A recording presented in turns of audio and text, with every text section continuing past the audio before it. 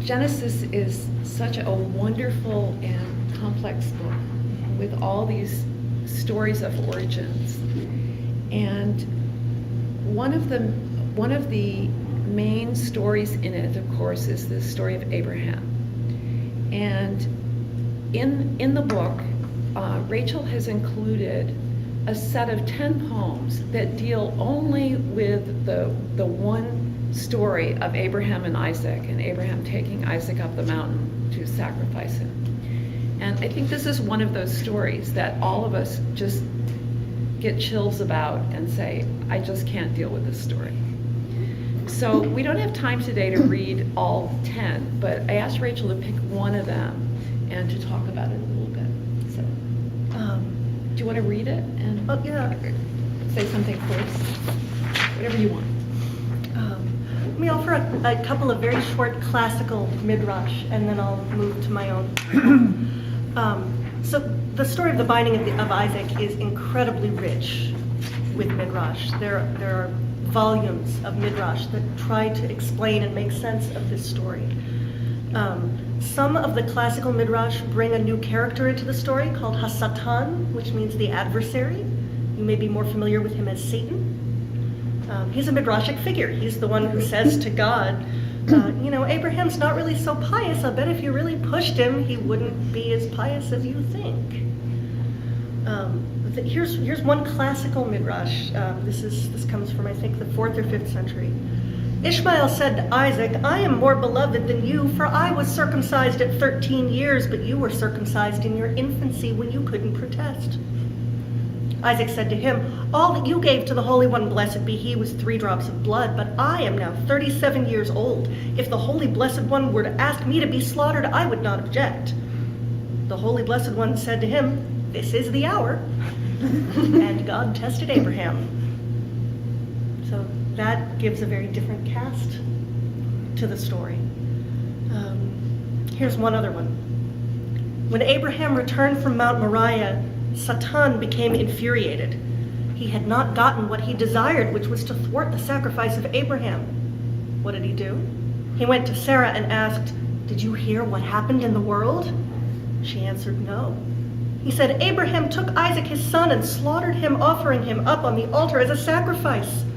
Sarah began to cry and moan the sound of 3 wails, which correspond to the 3 blasts of the shofar, and her soul burst forth from her and she died. Abraham came only to find that she had died. From where had he come? From Mount Moriah. That midrash comes out of the fact that if you're reading the Hebrew Bible sequentially, immediately after the story of the binding of Isaac, the next thing we learn is that Sarah dies. And so they take that narrative juxtaposition and make of it something causal. Why does it say that Sarah died? Well, she must have died as a result of what had happened. So with those classical midrash as prelude, here's one piece of the Akedah cycle. Number 6, the angels say. Avraham failed the test. For Sodom and Gomorrah he argued, but when it came to his son, no protest crossed his lips. God was mute with horror. Avraham, smasher of idols and digger of wells, was meant to talk back. Sarah would have been wiser, but Avraham avoided her tent, didn't lay his head in her lap to unburden his secret heart. In stricken silence, God watched as Avraham saddled his ass and took Yitzchak on their last hike to the place God would show him. The angel had to call him twice. Avraham's eyes were red, his voice hoarse. He wept like a man pardoned, but God never spoke to him again. Thank you.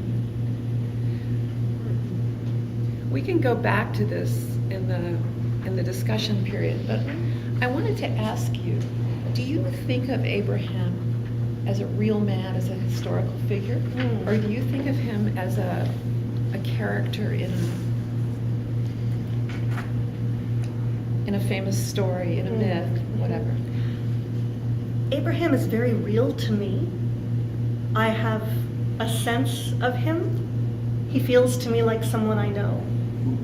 But I don't believe that he was a historical. I don't know that he was a historical figure of whom we can find records, who we could date to a particular moment in historical time. I do think of him almost more as the kind of literary character in a novel I've read 1,000,000 times, with whom I hold imaginary conversations, who becomes a part of the fabric of my consciousness. And I think of him as an ancestor, as someone who walked a path of trying to walk with God and be with God in some of the ways that I try to do. But to me, the question of whether he has historical reality is kind of beside the point. Mm-hmm. I don't know. What about you? I think it's similar. I don't think of him as, I don't say, okay, there was a man, Abraham, and he's buried here, and we can go there and know for sure that that's Abraham. I mean, I've been to where they say he's buried. It's in Hebron. But do I have a sense that the tombs could be empty for all? I mean, what made that place significant is that people have been coming there and laying their prayers and their hearts and their thoughts in that place.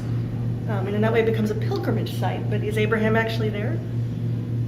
What would that even mean? Yeah, it doesn't seem like it's that relevant, because the stories are so powerful, and the stories are there for a reason.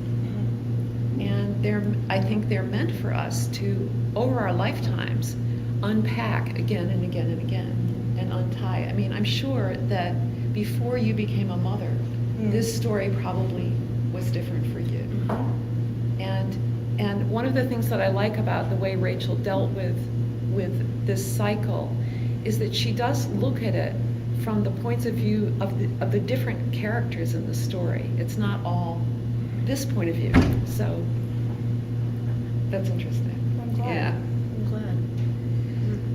But then we go to the next book, Exodus, and the poem that she's going to read now is something that we've just dealt with at our Easter Vigil. This is the story of Moses parting the Red Sea, and the Pharaoh's charioteers and the chariot drivers and all the horses are drowned in the sea.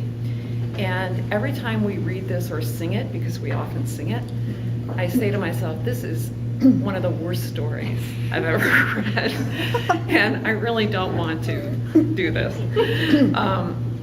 And we had a conversation about this in a podcast that we did. Again, a very rich story. So It is, and there's one classical midrash on this theme which is familiar to many Jews because it has entered into the Haggadah, the liturgy for the Passover Seder that many of us grew up with. And the midrash says that when the waters poured in and swamped the Egyptians and their horses, the angels rejoiced, and God chastised them, saying, "How dare you rejoice when my children are drowning?" Which I think is a midrash that speaks to certainly many liberal Jews because it resonates with the part in us that, like Beth said, doesn't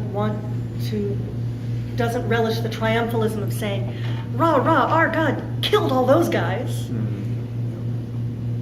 And I think we've seen contemporary echoes of this in the last couple of weeks.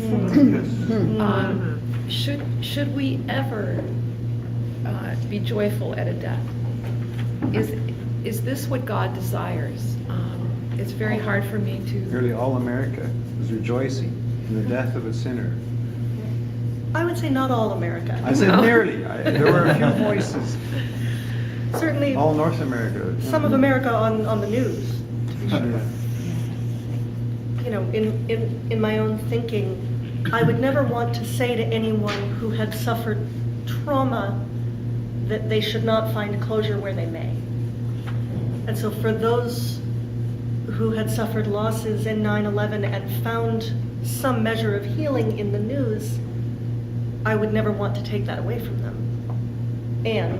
But I'm uncomfortable with the notion of rejoicing in anyone's death, too. So maybe that's a good introit into this poem. This comes out of the Torah portion we call B'Shalach. This is the Song at the Sea, which is part of the Jewish daily liturgy. Traditionally, in the morning, one sings, אז ישיר משה ובני ישראל את השיר הזאת ויאמרו לאמור.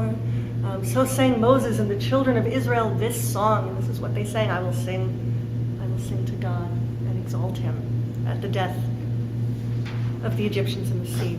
This is called the Psalm I Sing. I don't want to sing to the Lord who has triumphed gloriously, horse and driver hurled into the sea. I don't want to say, this is my God, and I will enshrine him, the God of my father, and I will exalt him. Not if that means celebrating when the floodwaters or the bombs have left their bodies bent and bloodied. Even if they were cruel taskmasters, even if they hit us first, even if they are not like us at all. The psalm I sing says God does not turn God's back on any part of creation. The psalm I sing says the God who plays favorites does not find favor in my eyes.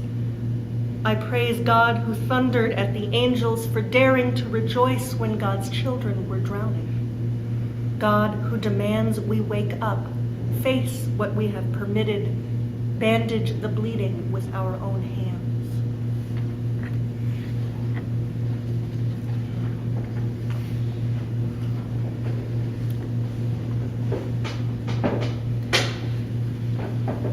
It seems to me, in talking to young people and also people I know who've left the church, that one of